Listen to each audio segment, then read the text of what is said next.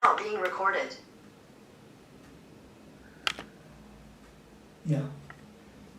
Muy buenas tardes a alumnos del curso de literatura hispanoamericana del siglo XIX. En estas últimas clases, 2 o 3, nos hemos ocupado centralmente de una figura mayor de la literatura hispanoamericana del siglo XIX, que es la que corresponde a Rubén Darío. Rubén Darío es un fenómeno en el campo de la poesía en lengua española. Es uno de los grandes poetas que dio el siglo XIX. En la segunda parte, podríamos decir, porque él nace en 1867 y muere en 1916, de manera que es un hombre que vive entre 2 siglos, pero que vive en forma muy veloz, en forma muy rápida, comparte casi, podríamos decir, la mitad de su tiempo, porque alcanza a vivir solamente 49 años y de la segunda parte solamente vive 16 años, son los años, o sea que del siglo anterior ha vivido 30 años, ¿no? Entonces habíamos quedado en esta clase seguir trabajando con Rubén Darío en la medida en que en estas lecciones vamos a hablar de el Darío de su tercera etapa, de su etapa americanista o hispanoamericanista, como podríamos decir, una tercera etapa en la que se produce un gran cambio en la actitud, en los temas, en el uso de las formas poéticas, en general una gran transformación en el arte poético de Darío.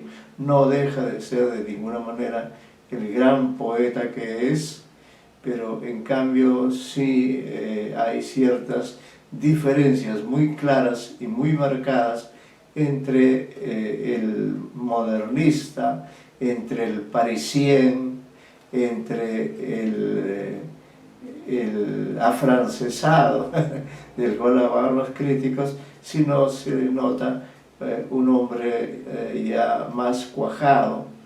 Debe haber influido también la presencia de él en España, en Madrid, hasta en 2 oportunidades, en las cuales fue reconocido en su más alta categoría. Tampoco olvidemos que Rubén Darío le prodigó un gran afecto y en esa ciudad triunfó el modernismo en la ciudad de Argentina, de manera que con Argentina tenía también Darío una gran relación sentimental, poética, etc., ¿no? En Chile también, ¿no? Es decir, es un hombre, creo que pasó por Lima, me parece haber oído la anécdota que se entrevistó con don Ricardo Palma, que fue a visitarlo a la Biblioteca Nacional. En todo caso fue un hombre permanentemente viajero, permanentemente enfrascado en el trabajo cotidiano, que es el trabajo del escritor. En este caso podríamos decir que si bien Darío desempeñó varios cargos consulares en diferentes países, no solo en representación de Nicaragua, sino también de otros países en los que él no había nacido, Debemos decir que estas actividades o estas tareas consulares se le otorgaban para ayudarlo económicamente, porque Darío no era un hombre de fortuna, era un hombre dedicado al 100% a la escritura, tanto por el lado del periodismo como por el lado de la literatura. Hizo una gran revolución en el lenguaje literario del siglo XIX.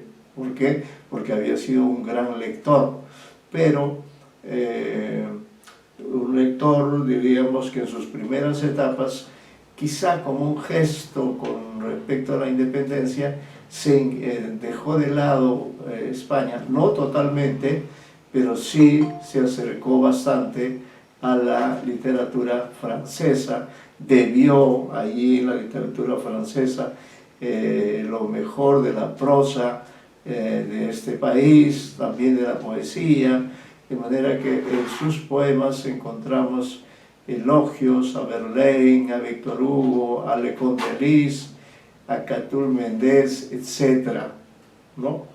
Entonces, ahora que vamos a trabajar con este libro que se llama Cantos de Vida y Esperanza, esta es una antología, no es, por si acaso, unas obras completas, no, es una antología, y dentro de esta antología de este libro, que se llama Cantos de Vida y Esperanza, Los Cisnes y otros poemas, ¿no? Es el título oficial, Cantos de Vida y Esperanza, Los Cisnes y otros poemas, 1905. Está dedicado a Nicaragua y a la República Argentina, ¿no? Fue muy grato él, tanto con su país como también con la República Argentina. Antes de entrar a conversar sobre este tema de lo hispanoamericano, y antes de que ustedes puedan participar también leyendo, como comentando textos y no simplemente escuchando, quiero leer aquí el breve prefacio que escribió como una especie de prólogo, exactamente. Eso es aquí lo que significan estas palabras. Dice Darío en la edición de 1905, dice: podría repetir aquí más de un concepto de las palabras liminares de prosas profanas. Mi respeto por la aristocracia del pensamiento, por la nobleza del arte, siempre es el mismo. Mi antiguo aborrecimiento a la mediocridad, a la mulatez intelectual, a la chatura estética, apenas si se aminora hoy con una razonada indiferencia. El movimiento de libertad que me tocó iniciar en América se propagó hasta España, y tanto aquí como allá el triunfo está logrado, aunque respecto a las técnicas tuviese demasiado que decir en el país en donde la expresión poética está anquilosada, a punto de que la momificación del ritmo ha llegado a ser un artículo de fe, no haré sino una corta advertencia, caída crítica a lo anquilosada que está la literatura española. Dice: en todos los países cultos de Europa se ha usado del hexámetro absolutamente clásico, sin que la mayoría letrada y sobre todo la minoría leída se asustasen de semejante manera de cantar. En Italia ha mucho tiempo, sin citar antiguos,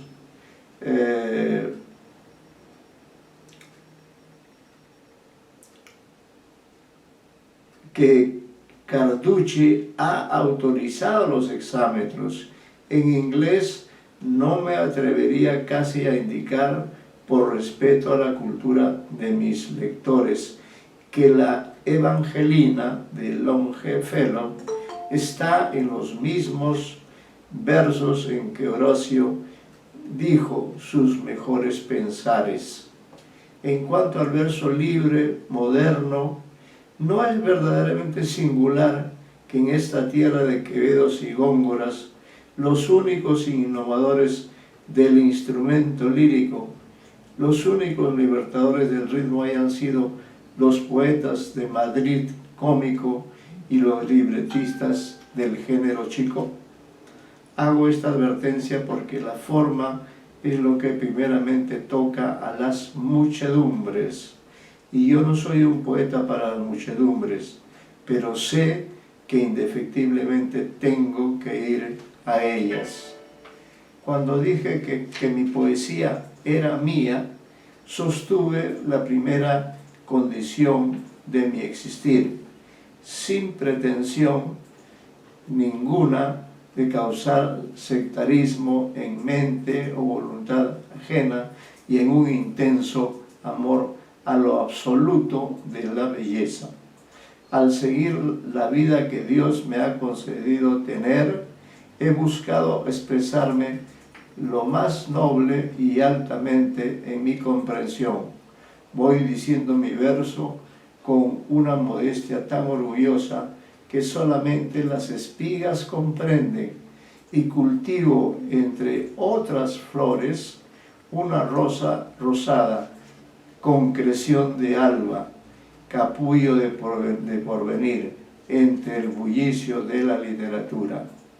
Si en estos cantos hay política, es porque aparece universal. Y si encontráis versos a un presidente, es porque son un clamor continental. Mañana podremos ser yanquis, y es lo más probable. De todas maneras, mi protesta queda escrita sobre las alas de los inmaculados cisnes tan ilustres como Júpiter, ¿no? Este es el prefacio, es el prólogo de este gran libro, que es Cantos de Vida y Esperanza. Ya en la clase anterior leímos este texto que vamos a volver a leer, porque, como dice Darío, en su poesía nunca antes ha aparecido la política, pero ahora aparece porque la política es necesaria, porque es bueno hablar de política, sobre todo tratándose de Hispanoamérica, que, como sabemos, padeció una larga dominación colonial española, y luego se advierte de alguna manera que Estados Unidos también pretende seguir ese mismo camino del colonialismo, como la historia en efecto ha mostrado a lo largo del siglo XX y en lo que va del siglo XXI, ¿no? Entonces, leo también para que recuerden ustedes que cuando Darío habla del hexámetro, está hablando del hexámetro clásico, del hexámetro de los griegos, de los latinos, y entonces con eso nos está diciendo que no podemos dejar de lado a los patrones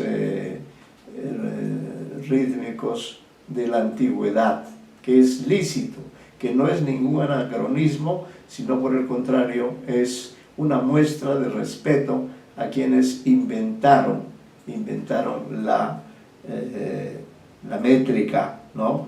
La poesía medida, pero los griegos la hicieron no en las notas que usamos en la poesía española, sino en los hexámetros.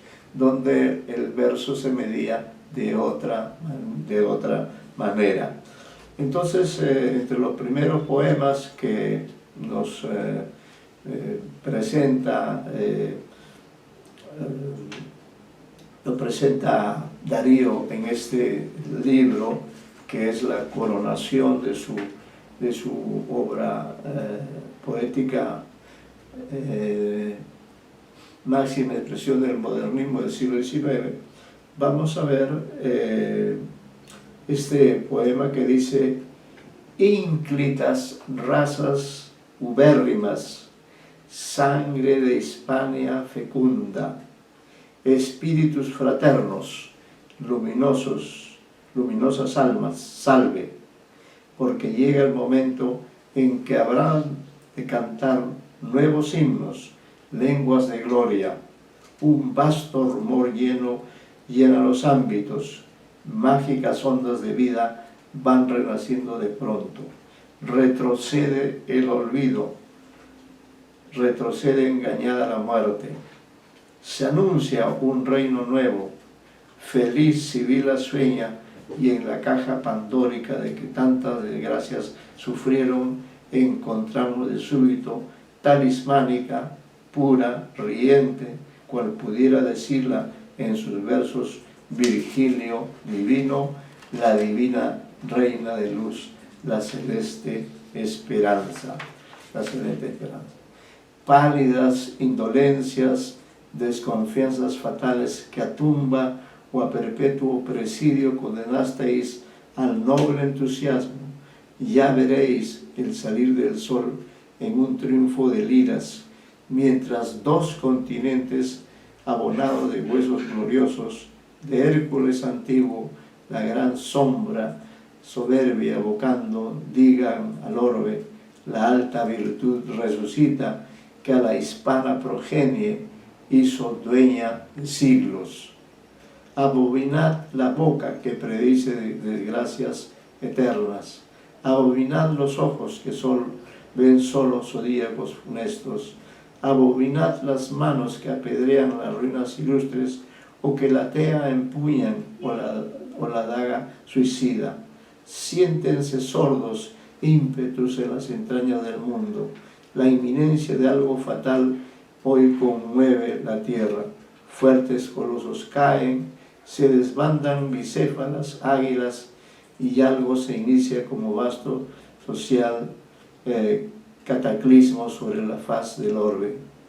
¿Quién dirá que las sabias dormidas se despierten entonces en el trono del roble gigante, bajo el cual se exprimió la ubre de la loba romana? ¿Quién será el pusilánime que al vigor español niegue músculos y que al alma española juzgue áptera y ciega y tullida? No es Babilonia ni Nínive, enterradas en olvido y polvo, ni entre momias y piedras reina que habita el sepulcro, la nación generosa, coronad de orgullo y marchito, que hacia el lado del alba fija las miradas ansiosas, ni la que tras los mares en que yace sepultada la Atlántida tiene su coro de vástagos altos, robustos y fuertes. Únanse, brillen, secúndense tantos vigores dispersos, formen todos un solo haz de energía ecuménica, sangre de Hispania fecunda, sólidas, ínclitas razas, muestren los dones pretéritos que fueron antaño su triunfo. Vuelva el antiguo entusiasmo, vuelva el espíritu ardiente que regará las lenguas de fuego en esa epifanía. Juntas las testas ancianas, ceñidas de líricos lauros, y las cabezas jóvenes que la alta Minerva decora. Así los manes heroicos de los primitivos abuelos, de los elogios, de los egregios padres que abrieron el surco prístino, sientan los soplos agrarios de primaverales retornos y el rumor de espigas que inició la labor triptolémica, un continente y otro renovando las viejas prosapias, en espíritus unidos, en espíritu y ansias y lengua. Ven llegar el momento en que habrán de cantar nuevos himnos. La latina estirpe verá la gran alba futura, y en un truco de música gloriosa millones de labios saludarán la espléndida luz que vendrá del oriente, oriente augusto, en donde todo cambia, todo lo cambia y renueva, la eternidad de Dios, la actividad infinita, y así sea esperanza la visión permanente, inclinas razas ubérrimas, sangre de Hispania fecunda, ¿no? Como vemos, es un poema bastante extenso, es un poema más bien oratorio, es decir, un poema para, diríamos, declamarlo, para decirlo en alta voz. Es una especie de manifiesto poético, primera vez que deja Darío los cisnes, las rosas, las flores, las damas. Primera vez que en su condición de escritor hispanoamericano habla de estos temas, ¿no? Entonces hace un largo discurso en su estilo modernista, respetando todas las normas de este lenguaje que él ayudó a renovar. El léxico, todo él es excelente. En todo caso, ¿qué opiniones tenemos sobre este poema? ¿Qué importancia tiene actualmente este poema? ¿Qué significa Hispanoamérica para nosotros y qué significó Hispanoamérica para Rubén Darío en el siglo XIX, ¿no? A ver, escuchamos sus opiniones, sus puntos de vista acerca de este poema de Darío. Es un poco extenso y que por tanto puede ser materia de algunas intervenciones, por supuesto. Ya saben ustedes además que para la próxima semana ustedes rendirán exámenes en clase aquí. Cada uno de ustedes leerá, expondrá y leerá su examen respectivo, y de esa manera calificaremos inmediatamente los trabajos realizados. De manera que hoy es un buen momento para que ustedes se entrenen en este arte del decir, no solamente en el arte del oír, sino también en el arte del decir, de expresar, de plasmar aquello que entonces... Doctor, disculpe, el señor Ventura sí. Ha levantado la mano, desea participar. Ya, muy bien. Dale que active su cámara y su micrófono. Sí. Voy a anotar inmediatamente el señor Ventura. Sí, Carlos Daniel Ventura. Sí, él siempre interviene y le agradecemos a él y a todos los que participan, ¿no? Entonces, con respecto a este poema, señor Ventura, ¿cuáles son algunas de las ideas que usted quiere expresar? Sí, claro. Buenas tardes. Buenas tardes. A todos, profesor, compañeros, acerca de este poema. A mí me llama la atención el llamado que tiene, que da Rubén Darío hacia una hispanoamericanidad, ¿no? Al sentimiento de confrontación con España. En esos momentos, recuerdo yo, ha sido la derrota en esta guerra de España y Estados Unidos, ¿no? Sí. Por la colonia de Cuba. La generación del 98, ¿no? Todo está comenzando. Efectivamente.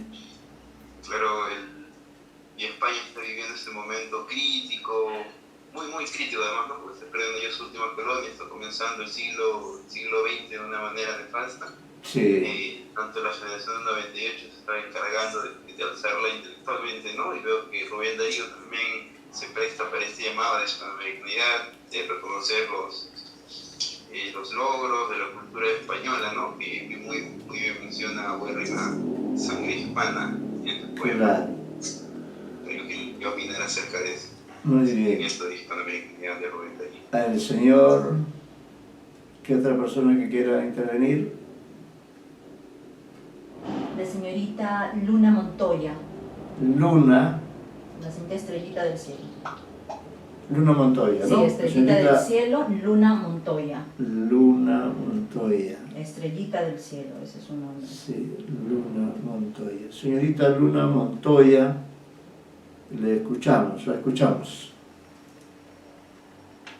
Sí, profesor, ¿se me escucha? Te pregunta si le estás escuchando, ¿la logras Sí, escuchar? sí, la estoy escuchando, la estoy escuchando. Y de todas maneras, trate usted de mantener un buen volumen, pero sí le he podido escuchar al señor Ventura y espero que igual ocurra con usted. Bueno, lo que yo entendí, muy parecido a mi compañero, ¿no? Que este poema era un modo de saludo, de agradecimiento también. Era como un homenaje tanto para la Unión Intelectual Hispanoamericana, que también, claro, nos demuestra un espíritu hispanoamericano que tiene él, ¿no? El lío poético está dando un discurso, algo como un homenaje, porque me parece que en ese tiempo le habían organizado una celebración en homenaje al mismo Rubén Darío y a otro escritor. Entonces él por ese tiempo está dando un discurso en el que está agradeciendo y saludando con mucha precisión y propiedad a esa Unión Intelectual Hispanoamericana por la acogida que le tienen tanto a él como al otro poeta al que están homenajeando, digamos, ¿no? Así es. ¿Alguien más que quiera intervenir? ¿Alguna idea que quiera señalar? Recuerden que, como ya se ha dicho por sus compañeros, este es un himno, es un mensaje para ser oído, ¿no? Para que todos sepan qué piensa Darío, pero quizá hay algunos aspectos que dentro de esa vasta visión que tiene Darío de Hispania, ¿no? Y también de la antigüedad, quizá hay algún aspecto que podría también tomarse en cuenta considerando su condición de poeta nicaragüense, ¿no? No sé si hay otro... Sí, el señor Minaya ha levantado la mano. El señor Minaya Galarza, River Alberto. Señor Minaya, ya. Señor Minaya, vamos a escucharlo con el mismo interés, atentamente. Señor Minaya, sí, ya Minaya, ya lo ubiqué. Buenas tardes, profesor. Buenas tardes, compañeros. Bueno, a mí me había llamado la atención un aspecto del poema, que eran las referencias y la alusión a la cultura greco-latina. O sea, como que él en el poema más o menos veo que intenta como que apropiarse o adherirse a esa tradición que está antes de la española, porque el español también se nutre de la cultura greco-latina, pero trata de ir como que a los orígenes para desde ahí buscar una renovación, algo nuevo que le permita también construir como que una identidad que le permita hacer frente a lo español que, bueno, que está oprimiendo en ese momento a la comunidad americana. Así es, así es. ¿Alguien más sobre este tema? Sí, el señor Medina, Rafael Medina ha levantado la mano. El señor Medina. Buenas tardes, profesor. Buenas tardes, señor Medina. Mire, algunos elementos importantes también, añadiendo lo que ya en forma excelente han dicho mis compañeros. Ajá. Uno de ellos es que es una apelación a no desmayar de que las naciones hispanoamericanas vean que su pasado es glorioso, precisamente porque los hallazgos o los grandes heroísmos de la raza española o de la sangre española también les corresponden y les alimentan y les nutren. Entonces el llamado es a no tener una visión derrotista, a una visión que prediga desgracias eternas, sino más bien verlo como una oportunidad de mejora, como una oportunidad de cambio, en donde precisamente puedan ambos continentes al final ser una sola cultura que encuentre un porvenir importante, un porvenir de progreso, de victoria, de triunfo. Y es lo que es una apelación realmente. Es un poema importante porque indica que es un llamado a la unidad, que la victoria está pero detrás de la unidad, y de tener una actitud que vaya hacia adelante, no de quejas, sino más bien de propuesta hacia las mejoras que se obtendrían de esa manera, ¿no? Así es, efectivamente, ese es el momento, ¿no? Como ya dijo también algunos de sus compañeros, la coyuntura en la que está viviendo Darío en ese momento es muy compleja. España se siente en una situación de crisis. ¿Por qué? Porque ha perdido la última de sus colonias, que es Cuba, el año 98. Y a su vez ha perdido también la guerra con Estados Unidos, que aparece como la potencia del siglo XX, ¿no? Entonces, ante estas fuerzas poderosas, como usted bien ha dicho, él intenta, precisamente el poema se llama Salutación del Optimista, ¿no? Va a poner el énfasis quizá más en España porque la siente un poco más débil, pero que de todas maneras la unidad será producto de la conjunción de esfuerzos, sobre todo considerando que la literatura hispanoamericana es una sola, ¿no? Hay variedades, hay diversos tipos de poetas, diversos cuentistas, narradores extraordinarios en todas estas décadas, y entonces eso asegura que la herencia, por el lado del idioma, por el lado de la literatura, del arte, la herencia hispana es importante, ¿no? No hubiera sido posible ni Neruda, ni Vallejo, ni Octavio Paz, ni Ernesto Cardenal, ni Leopoldo Lugones, ni Borges, si es que no, de una u otra manera, no hubiera influido, hubiera también colaborado con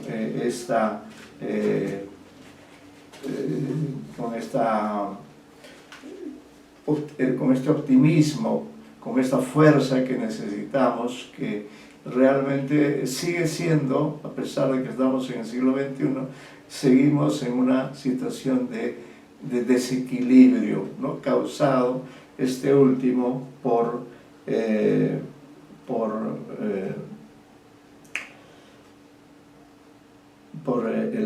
COVID-91 o 19, si no me equivoco. Bueno, después de haber leído este texto,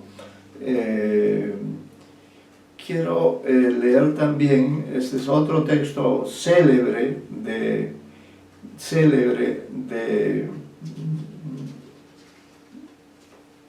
Darío, y quisiera ver en qué medida se complementa con Salutación al Optimismo, o quizá ofrece algunos elementos nuevos, ¿no? Creo que una visión hispanoamericana sobre Darío no puede prescindir ni del poema Salutación del Optimismo, ni tampoco de este poema que él le dirigió, le escribió al presidente Roosevelt, ¿no? Roosevelt. No sé si era Darío o quien que decía, Whitman tiene el norte y yo tengo el sur. Me parece que, bueno, con ese espíritu de ser él una especie de vocero de toda una parte de... Era Chocano, profesor. Perdón por interrumpir. Disculpe. Chocano me parece. Chocano, Sí, ¿no? sí. Chocano, ya. Disculpe la errata, pero esa era la idea, ¿no? Bueno, está en la línea también de estos grandes poetas del modernismo. Bien, entonces, aquí también Darío es político, quizá incluso más político que el poema anterior. Me gustaría también leer este texto para ver algunos elementos que Darío incorpora en este poema. Es el poema 8 y simplemente está dedicado a Roosevelt, ¿no? A Roosevelt, que era presidente de Estados Unidos en aquella fecha. Entonces, en ese tono épico, en ese tono de optimismo, en ese tono público, podríamos decir así, le dice esto a Roosevelt. Es con voz de la Biblia o verso de Walt Whitman que habría que llegar hasta ti, cazador, primitivo y moderno, sencillo y complicado, con un algo de Washington y 4 de Nimrod. Eres los Estados Unidos, eres el futuro invasor de la América ingenua que tiene sangre indígena, que aún reza a Jesucristo y aún habla en español. Eres soberbio y fuerte ejemplar de tu raza. Eres culto, eres hábil, te opones a Tolstoy y domando caballos o asesinando tigres, eres un Alejandro Nabucodonosor. Eres un profesor de energía, como dicen los locos de hoy. ¿Crees que la vida es incendio, que el progreso es erupción, en donde pones la bala, el porvenir pones? No. Los Estados Unidos son potentes y grandes.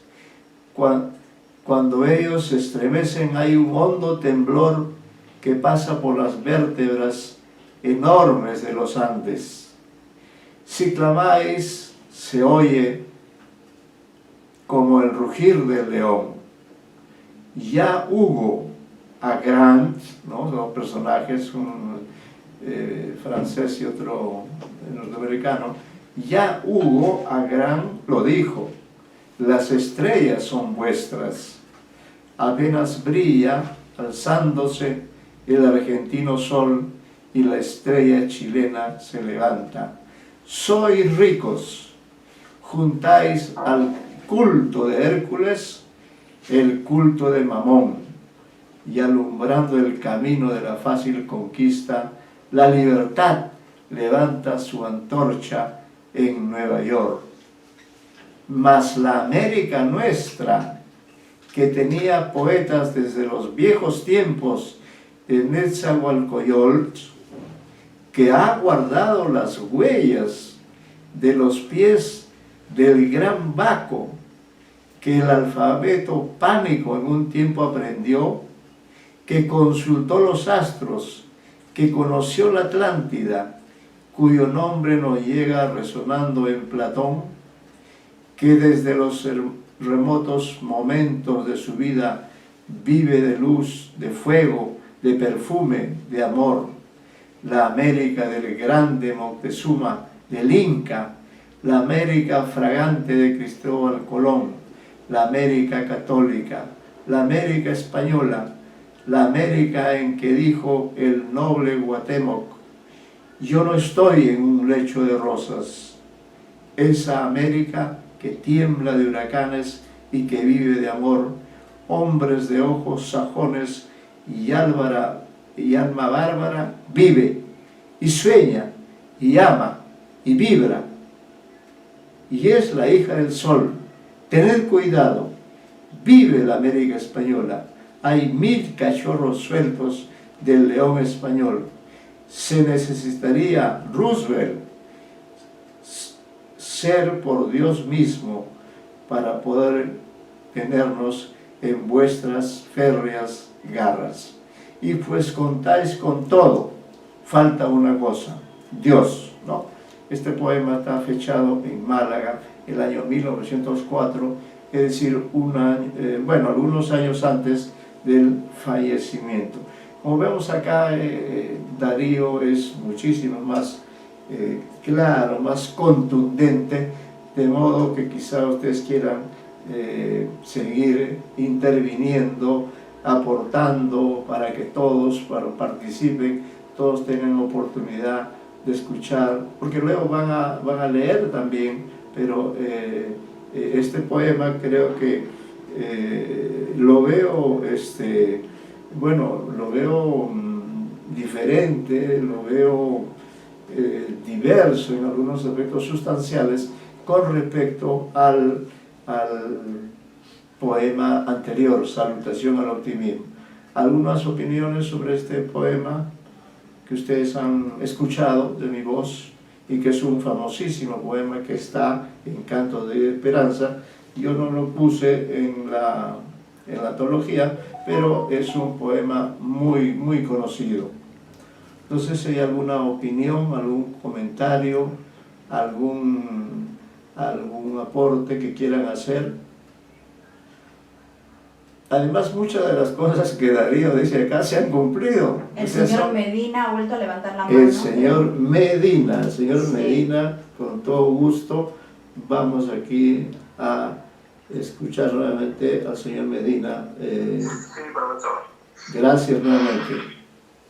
Mire, aquí es bastante claro el análisis casi geopolítico, se diría, de Rubén Darío, donde él proyecta el crecimiento explosivo, prácticamente se podría decir, de la energía, de, digamos, ese predominio de la economía norteamericana y de la ambición también, que hizo que esa nación en pocos años lograra prácticamente apoderarse de mucho territorio, inclusive con los mexicanos. Claro. Recibió una expansión muy grande. Sí. Entonces, pero lo que ve también asimismo es que, siendo una amenaza para la Hispanoamérica, tenía una desventaja, y es precisamente en su espíritu.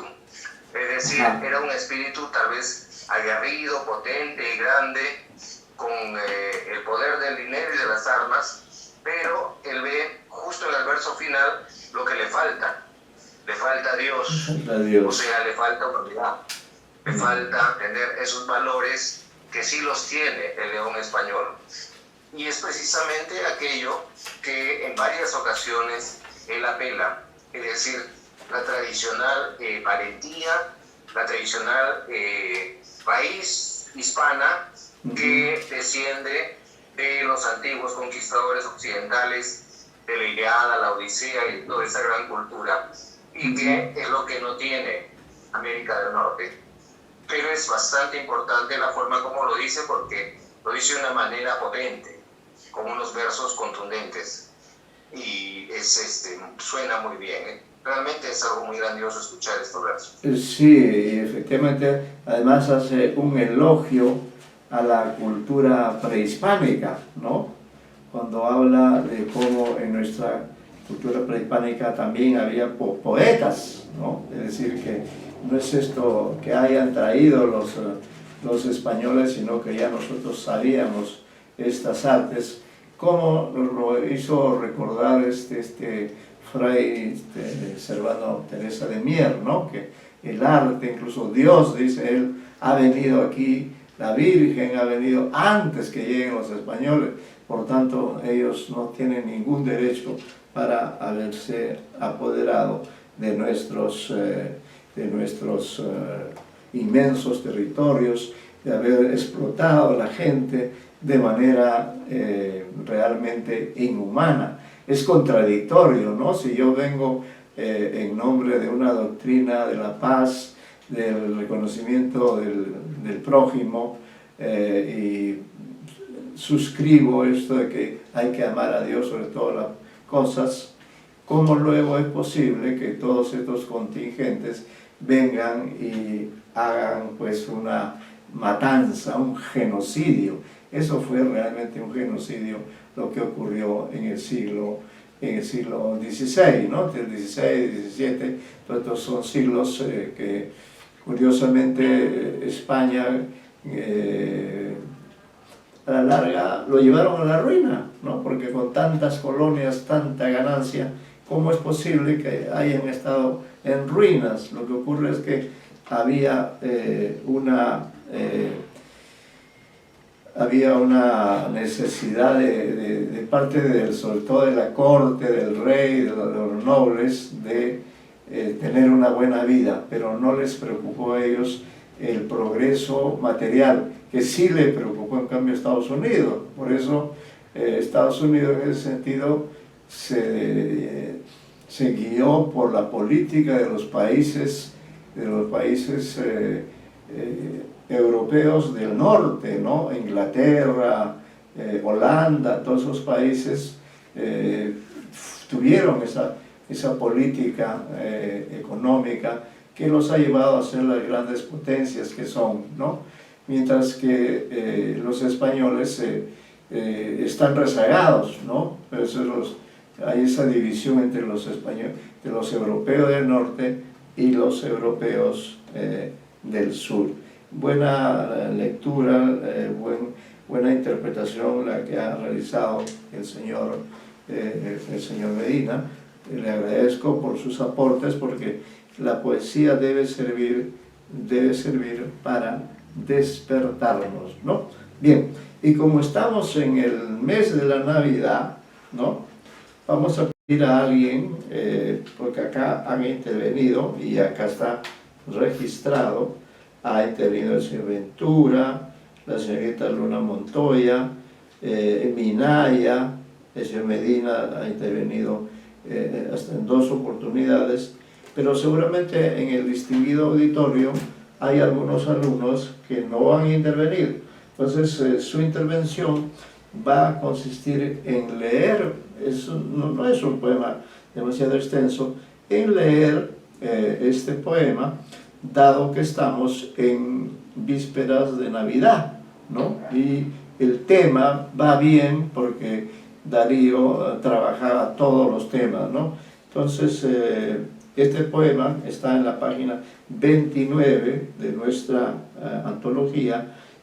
A ver quién se anima, una dama, un caballero, cualquiera de ustedes, por supuesto, vean la forma también, eso para que vean otra forma que utiliza Rubén Darío para hacer poesía, ¿no? Para hacer poesía y hacer también proselitismo, para, en fin, recordarnos la Navidad, ¿no? Este poema es muy hermoso. A ver, ¿quién quiere leerlo? Una lectura y un comentario. El tema no puede ser más apropiado, el tema de la Navidad, ¿no? Así que será un buen regalo para todos nosotros el que alguno de ustedes quiera leer este poema. Por cierto, esperamos con la solvencia, con la calidad que debe tener un alumno de esta especialidad para leer adecuadamente un poema. Si nadie se anima, yo voy a señalar. Ya, vamos a pedir entonces a Ortega.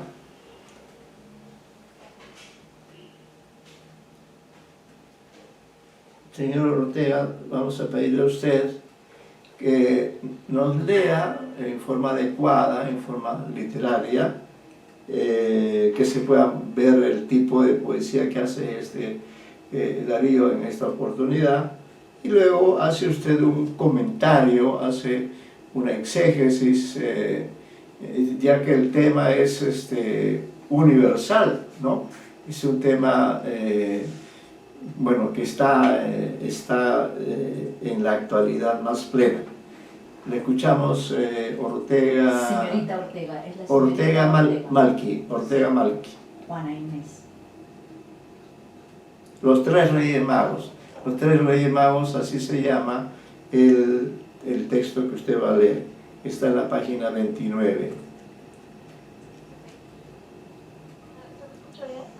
Alto, un poco más Sí, alto, que no alto. le escucho bien. O salir y volver a entrar. Puede salir y vuelve a entrar. Ahora está bien, ahora está ya, bien. ahora está bien. Ok. Los tres Reyes Magos. Yo soy Gaspar, aquí traigo el incienso. Vengo a decir, la vida es pura y bella. Existe Dios, el amor es inmenso. Todo lo sé por la divina estrella. Yo soy Melchor, mi mirra aroma todo. Existe Dios, eres la luz del día. La blanca flor tiene sus pies en lodo, y en el placer hay la melancolía. Soy Baltasar, traigo el oro. Aseguro que existe Dios. Él es grande y fuerte. Todo lo sé por el lucero puro que brilla en la diadema de la muerte. Gaspar, Melchor y Baltasar, callaos, triunfa el amor y a su fiesta os convida. Cristo resurge, hace la luz del caos y tiene la corona de la vida. Muchas gracias por la buena lectura. ¿Algún comentario? En fin, pues este poema puede ser comentado desde muchísimos puntos de vista, desde el que usted prefiera.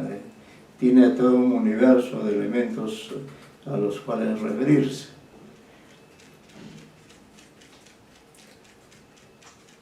Bueno, es interesante la última estrofa de cómo dice la voz poética. Parece que pausa, obliga a callarse a las tres voces poéticas anteriores, porque ahí son tres estrofas de presentación. Sí. Son 4 voces poéticas diferentes. La de Gaspar, la de Melchor, la de Baltasar y una más que no conocemos. Ajá, claro. Anuncia más bien, no el nacimiento de esta última voz poética, sino la resurrección de Cristo. Que es más, bueno, un poco más hacia la parte de revelaciones que hacia propiamente al nacimiento de Jesucristo. También es interesante que que Gaspar y Baltasar digan todo lo sé por el lucero o por la divina estrella, pero Melchor no. Melchor solo afirma una cosa y ya él no sabe, pero a diferencia de sus dos compañeros. Pero eso sí, los tres afirman la existencia de Dios. Es una reiteración que hace Rubén Darío, que resulta también interesante con respecto a tal vez a sus creencias. Probablemente, bueno, no estoy segura, pero probablemente era fervientemente católico y se demuestra pues en este poema. Sí, bien señorita, me ha parecido interesante su lectura, porque diríamos aquí utiliza el imaginario navideño, nuestro querido Rubén Darío, ¿no? Identifica como usted bien señaló, en cada estrofa a los tres Reyes Magos, ¿no? Gaspar, luego está en la segunda estrofa está Melchor y Baltasar, están los tres, pero usted dice, pero hay otra cuarta estrofa, ¿no? Y esa estrofa, ¿quién la dice? ¿No? Y entonces allí está el mensaje del texto, ¿no? Cuando este locutor, no sé si lo podemos identificar de alguna manera, dice: Gaspar, Melchor y Baltasar, callaos. Triunfa el amor y a su fiesta os convida. Cristo resurge, hace la luz del caos y tiene la corona de la vida, ¿no? Entonces, los datos que usted además ha señalado, que son interesantes, qué es lo que cada uno de ellos trae, no hay una contraposición entre las riquezas, es lo tradicional, ¿no?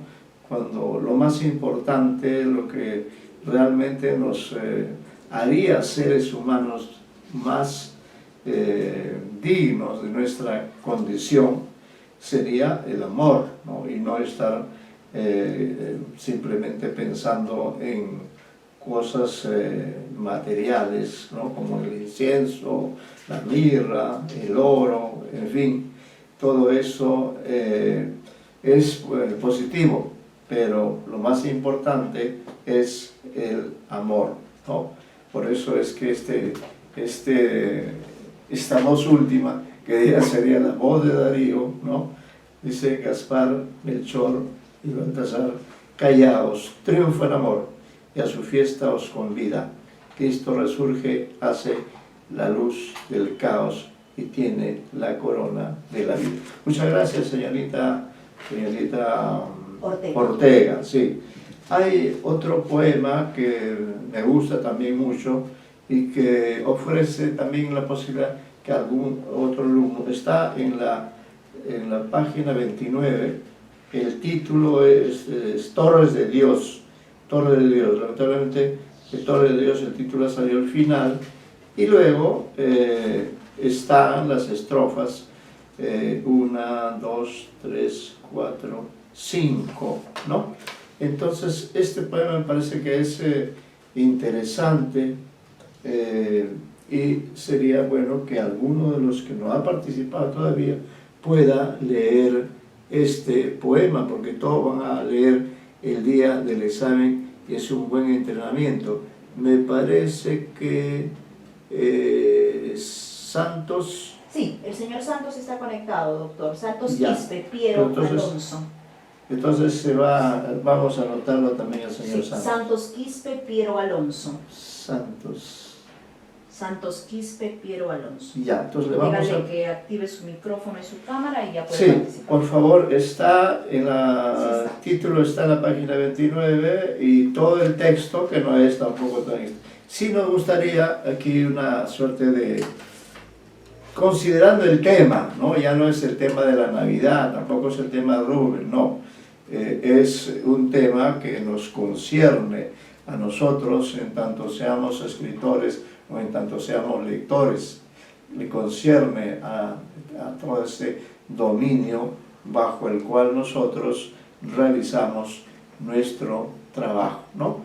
Parece que hay una concepción en esta poesía. Le escuchamos, señorita Santos, ¿no? No, señor. Señor. Santos. Ah, señor Santos. Santos Quispe, Piero Alonso. Ya, el señor Santos Quispe, Piero Alonso. Está conectado. Ya. Que active su micrófono. Un buen... Torres de Dios. ¿Se lo escucha bien? Sí, sí. Ok. Torres de Dios. Torres de Dios, poetas, para rayos celestes, que resistís las duras tempestades, como crestas escuetas, como picos agrestes, rompeolas de las eternidades. La mágica esperanza anuncia un día en que sobre la roca de armonía expirará la pérfida sirena. Esperad, esperemos todavía. Esperad todavía. El bestial elemento se solaza en el odio a la sacra poesía y se arroja baldón de raza en raza. La insurrección de abajo tiende a los excelentes El caníbal codicia su tasajo, con roja encía y afilados dientes. Torres, poned al pabellón sonrisa, poned ante ese mal y ese recelo, una soberbia insinuación de brisa y una tranquilidad de mar y cielo. Muy bien, gracias por la lectura, señor Santos. Entonces, tiene usted la palabra para, en su calidad de lector de Darío, hacer algún comentario, algunas observaciones o algunos aportes. ¿Le gustó el poema? ¿Cómo lo vio? ¿Qué le pareció el poema?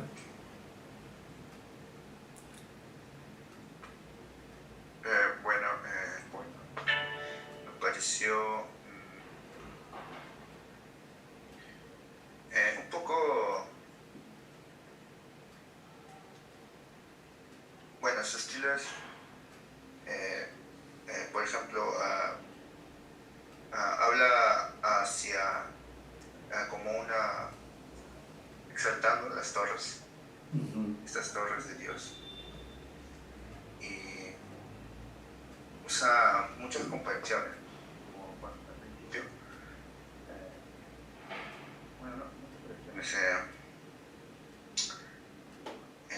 como sería una metáfora, quizás. Hay muchos puntos en donde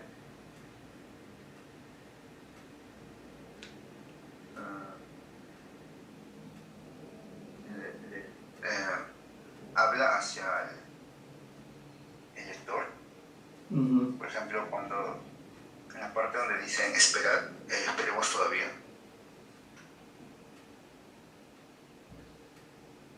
Y es un poco complicado la intención en realidad, aparte de exaltar esas torres. Y bueno, eso es lo poco que puede entender el poema. Bueno, yo creo que cuando él dice torres de Dios, poetas, ¿no? Está claro que esas torres de Dios son los poetas, está definiendo, ¿no? Para rayos celestes que resistís las duras tempestades como crestas escuetas, como picos agrestes, rompeolas de las eternidades. La mágica esperanza anuncia un día en que sobre la roca de armonía expirará la pérfida sirena. Esperad, esperemos todavía. Es una contraposición también entre el bien y el mal, ¿no? Entre la fiera, entre el animal y lo ideal. Esperad todavía, el bestial elemento se solaza en el odio a la sacra poesía y se arroja baldón de raza en raza. La insurrección de abajo tiende a los excelentes, el caníbal codicia su tasajo con roja encía y afilados dientes. Esta estrofa, por ejemplo, es muy importante porque allí se hace una crítica, ¿no? Al caníbal. El caníbal codicia su tasajo con roja encía y afilados dientes. Torres, poned al pabellón sonrisa, poned ante ese mal y ese recelo una soberbia insinuación de brisa y una tranquilidad de mar y cielo. Es decir, el yo poético le pide a las torres, ¿no? Les pide a ellos el apoyo, les pide el respaldo, cuando dice Torres, poned al pabellón sonrisa, poned ante ese mal y ese recelo una soberbia insinuación de brisa y una tranquilidad de mar y de cielo, ¿no? En su condición de poeta, ciertamente él suscribe esta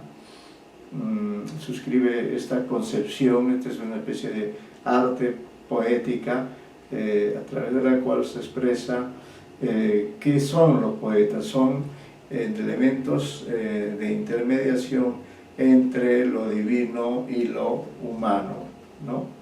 Sí, bien, vamos a ver, hay unos poemas muy simpáticos y además son breves. Vamos a leerlos, entre alguno que quiera. Vamos a concentrarnos en estos poemas que son los 3 que vamos a considerar. Cualquiera puede repetir aunque ya haya participado. Vamos a trabajar con el poema Filosofía, Melancolía y lo Fatal, ¿no? Que es el último poema de Cantos de Vida y Esperanza. Y lo que queremos es justamente que el lector nos dé algunas pautas, nos oriente en cuanto a lo que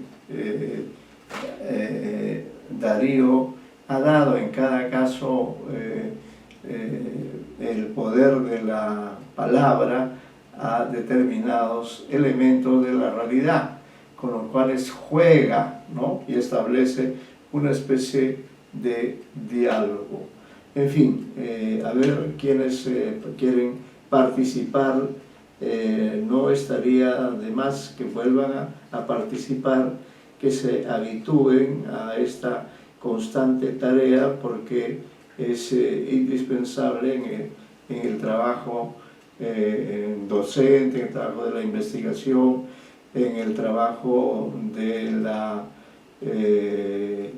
polémica, la participación en congresos. La vida académica es muy movida, muy movida. Y si ustedes no se nutren de todo lo mejor, entonces va a ser más complicado el que puedan alcanzar un éxito. Entonces, por ejemplo, me parece que aquí una lectura de estos textos, ¿no?, sería realmente muy provechosa. Veo que estos 3 poemas son muy valiosos, porque la poesía también se caracteriza no solo por transmitir emoción, sino también por transmitir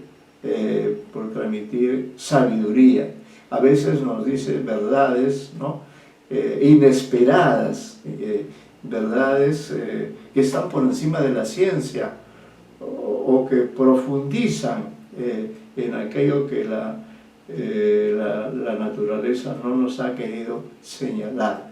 Por eso pienso que es importante la poesía, precisamente porque es un discurso donde hay sabiduría, donde hay emoción, hay ideas, ¿no?, hay una visión de todos los elementos de la realidad. Este poema, por ejemplo, me hace acordar a Vallejo, ¿no?, aunque no sobre el tema, sino a quién se dirige en este poema. A ver, cualquiera de ustedes, por favor.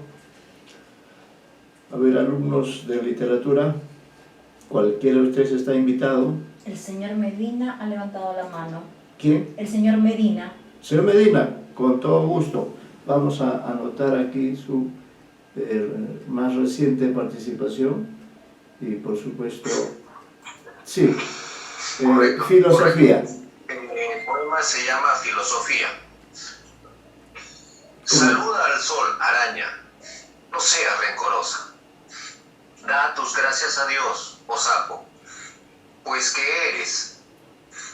El peludo cangrejo tiene espinas de rosa y los moluscos reminiscencias de mujeres.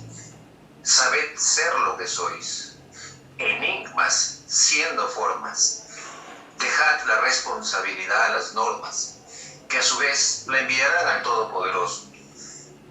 Toca grillo a la luz de la luna y dance el oso. Bueno, una interpretación directa básicamente es: no tenemos que tener todas las respuestas para poder seguir adelante en el camino de la vida. Y quién sabe, es un asunto que ni siquiera lo vamos a poder resolver cuestiones tan simples como por ejemplo la muerte, la vida, que son trascendentes, bueno, de alguna forma todo eso va a continuar y no es nada extraordinario porque todos los días ocurren esas cosas. Pero lo más importante es que siempre estemos haciendo aquello que hacemos bien y practicando aquello que ya conocemos y que ayuda a tantas personas seguramente a poder también disfrutarlo, como el grillo, como la luna, como los moluscos, el cangrejo, etc. Es decir, es una invitación a vivir sin hacernos tantas preguntas, me parece, sin tratar de naufragar en las dudas, sino más bien, aunque sean pocas, en aquellas certezas que nos dan satisfacciones en la vida. Es una invitación, por lo tanto, a vivir de acuerdo a una capacidad de conformidad de aquello que sabemos y tenemos que seguir haciendo porque le da sentido a nuestra existencia. Gracias, señor Medina. Muy interesante su interpretación. Solo quiero agregar que en este poema también Darío habla del problema del ser, es decir, todos somos finalmente seres, ¿no? Seres de diferente condición, de diferente naturaleza. Por eso es que él se puede dirigir a la araña, le dice: saluda al sol, araña, no seas rencorosa, ¿no? Es decir, la araña quizá esté rencorosa porque Dios la ha hecho de esa forma, ¿no? Pero le recuerda que cada forma creada por Dios tiene algún sentido. Da tus gracias a Dios, oh sapo, pues que eres, ¿no? Es decir, eres sapo, agradece por eso, agradece porque tienes una identidad. El peludo cangrejo tiene espinas de rosa y los moluscos reminiscencias de mujeres. Sabed ser lo que sois. Yo creo que esta es una de las máximas más importantes, uno de los versos más importantes. Sabed ser lo que sois, enigma siendo formas. Porque al final los seres humanos, como decía el señor Medina, no sabemos realmente hacia dónde vamos. Somos enigmas, ¿no? Que nos esforzamos por encontrar nuestro destino. Dejad la responsabilidad a las normas, que a su vez la enviarán al Todopoderoso. Toca, grilla, al final se refiere, ha hablado con los animales, ha hablado con la araña, ha hablado con el sapo, con el cangrejo, con los moluscos, ¿no? Y al final dice: toca, grillo, a la luz de la luna y dance el oso, ¿no? De alguna forma es alusivo pues a todos estos seres de la naturaleza que conviven con nosotros, ¿no? Bueno, otro poema que también es hermoso, que a mi modo de ver es un tema universal, es el que sigue, que se llama Melancolía. Melancolía. A ver, ¿quién deja detrás la melancolía y se vuelve optimista y lee este poema? Yo, profesor.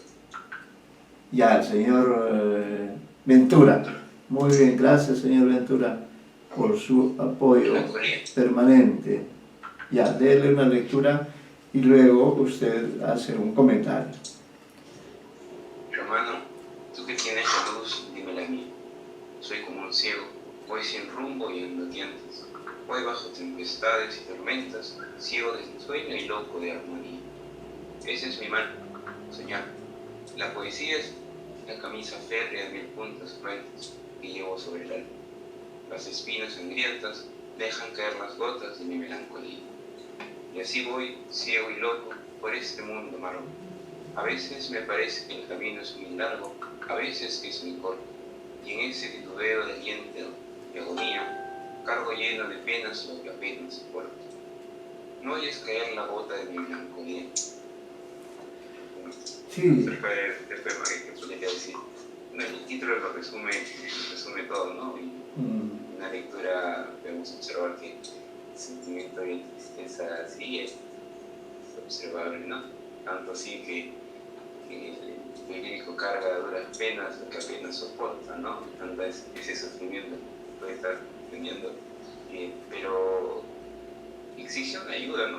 Porque en el primer verso le dice el hermano, bueno, el hermano del ¿no? Claro. Tú que tienes la luz, que le diga la suya, ¿no? O sea, a fin de cuentas, está triste, tiene melancolía, sin embargo, también es optimista, ¿no? Porque quiere cambiar, quiere dejar ese estado cruel, donde los ánimos van a estar muy, muy bajos.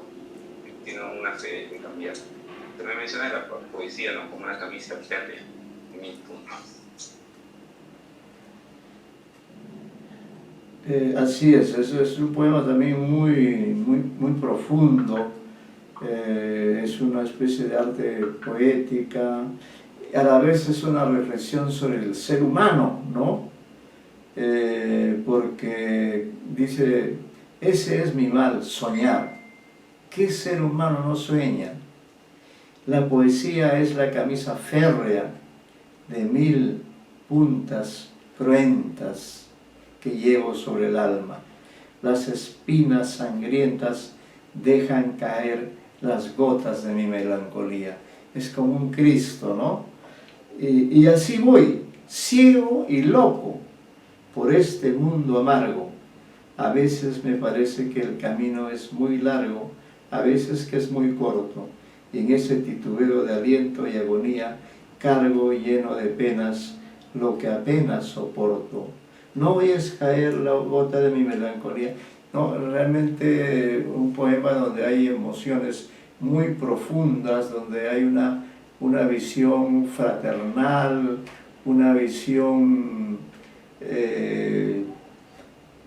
profunda, una visión íntima de compartir todo este dolor que a los seres humanos nos caracteriza, ¿no? Por eso es que Vallejo en algún poema se atreve a decir que el Dios es Él, ¿no? Que como el hombre Dios siempre estuvo bien, no siente nada de tu creación. Eso es lo que le dice, ¿no? Sí, bien, para terminar con este capítulo de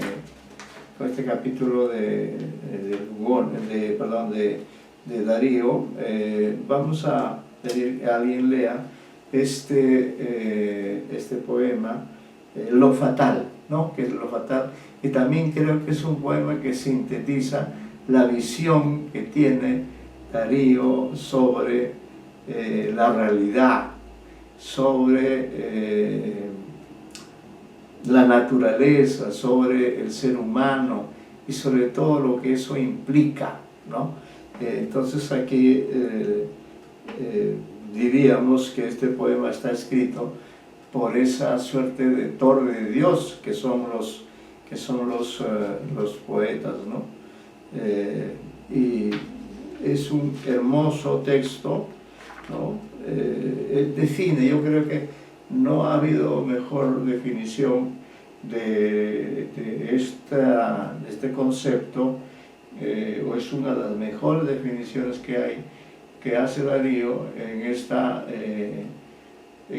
obra, y quizá por alguna razón la pone al final, ¿no? Siempre hay esta concepción de Vallejo como alguien, de Darío, como alguien vinculado a lo natural, a todo aquello que nos rodea, a todo aquello de lo que nosotros formamos parte. A ver, por favor, un voluntario.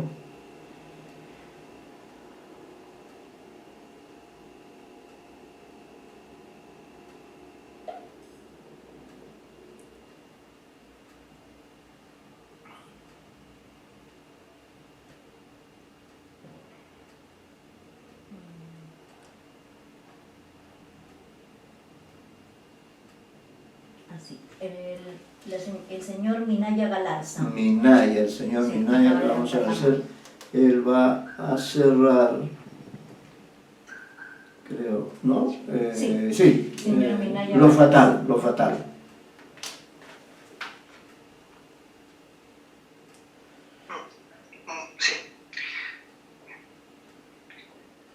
Dichoso el árbol que es apenas sensitivo, y más la piedra dura porque esa ya no siente, pues no hay dolor más grande que el dolor de ser vivo, ni mayor pesadumbre que la vida consciente.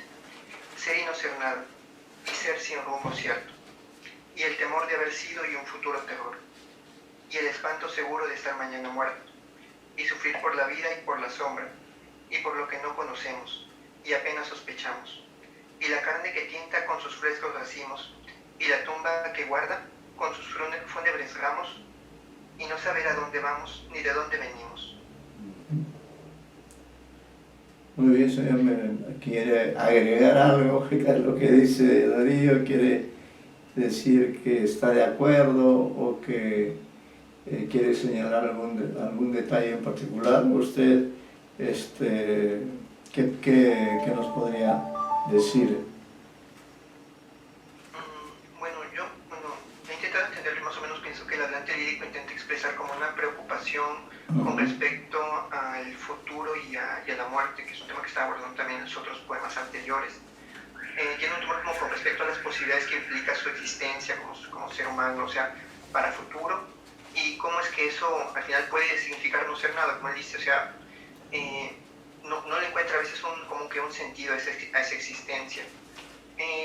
También, trata el tema del tiempo, por ejemplo, que lo ve cuando habla de la vida, de la sombra, y de lo que conocemos, de lo que está en el presente, y de lo que está pasando, y de lo que viene.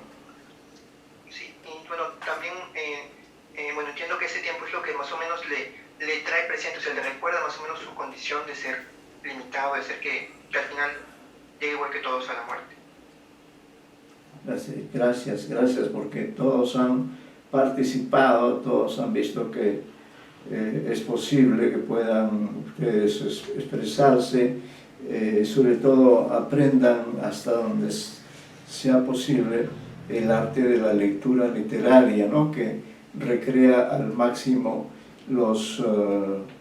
todos los valores eufónicos, de ritmo, léxico, sintaxis, todos los elementos de la lengua literaria en la cual se realiza un poema, ¿no? Entonces, por eso es importante que ustedes participen y también interpreten los textos, porque los textos están para eso, ¿no?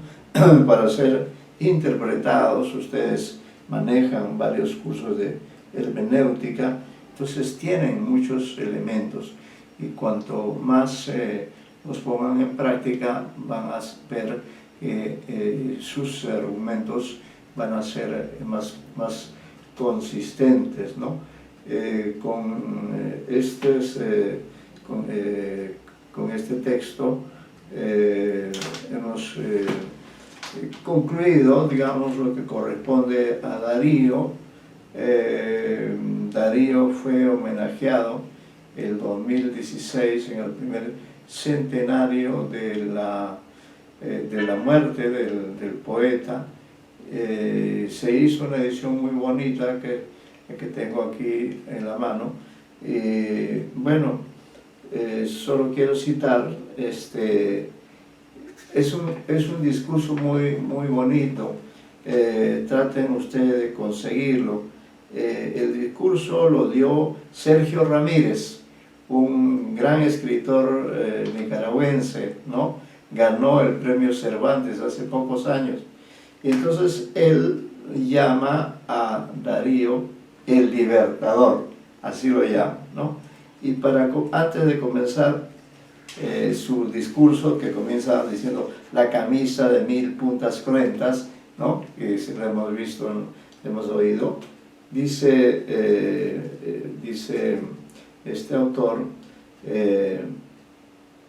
el libertador, todo lo renovó Darío, la materia, el vocabulario, la métrica, la magia peculiar de ciertas palabras, la sensibilidad del poeta y de sus lectores.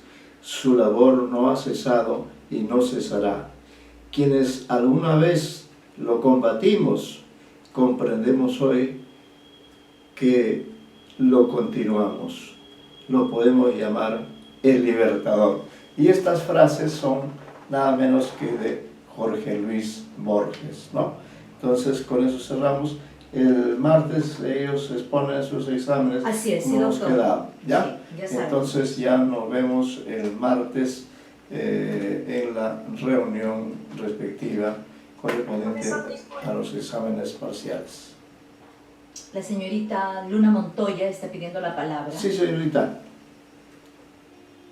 Le escucho. Sí, profesor, disculpe. La exposición que nosotros vamos a dar el día martes, vamos a tener que leer todo nuestro examen, porque Sí. tengo entendido que son 20 hojas. Sí, pero van a tener varias ¿Qué fechas. tiempo nos Sí. daría para leer cada uno? Sí, ¿O se hay que hacer un resumen? va a haber oportunidad para que todos, Ah, o sea, para que todos lean. de acuerdo al tiempo, podemos dividir las exposiciones en las dos clases, la clase del martes y la clase del jueves, ¿ya? Y si no alcanza, Que- sigue la siguiente claro, semana, claro. sí. Sí.